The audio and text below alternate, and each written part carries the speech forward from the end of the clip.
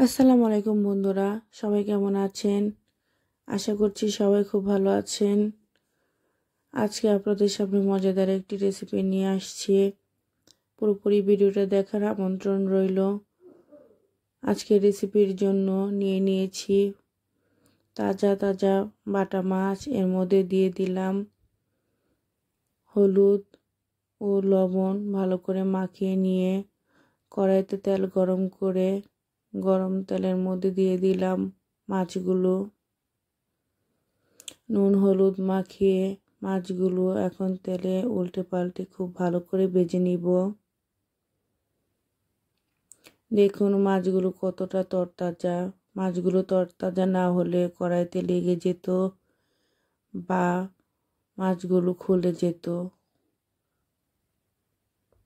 এ পর্যায়ে মাছ ভাজা হয়ে গেলে দিয়ে দিলাম তেলের মধ্যে পেঁয়াজ কুচি, অল্প পরিমাণে পানি, হাফ চামচ আদা রসুন বাটা, 1 চামচ মরিচের গুঁড়ো,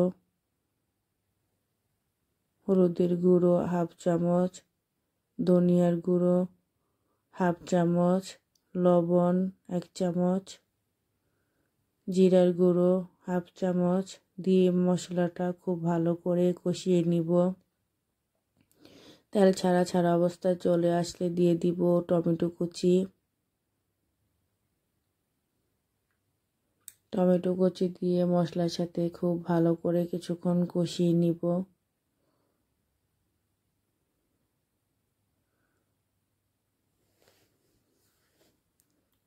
দেখুন প্রায় কষানোটা হয়ে গেল। এখন আবারও কিছুক্ষণ নেড়ে চেড়ে কষিয়ে দিব। এ পর্যায়ে দিয়ে দিব পরিমাণ মতো পানি। এখন টমেটো কিছুক্ষণ জাল আসার পরে দিয়ে দিব ভেজে রাখা বাটা মাছগুলো। আবারও কিছুক্ষণ নেড়ে চেড়ে দিব ঝোলটা জাল আসার জন্য। এখন দিয়ে দিব কাঁচামরিচ কুচি।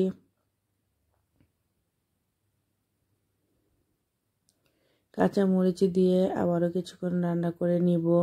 দিয়ে দিব ধনিয়া পাতা।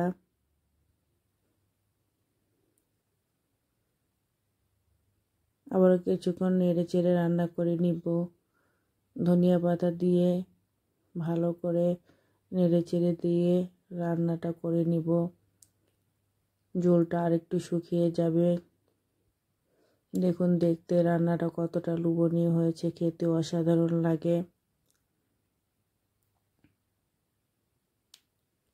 এভাবে রান্না করে খেয়ে দেখবেন, আপনাদেরও অবশ্যই ভালো লাগবে। আল্লাহ হাফেজ।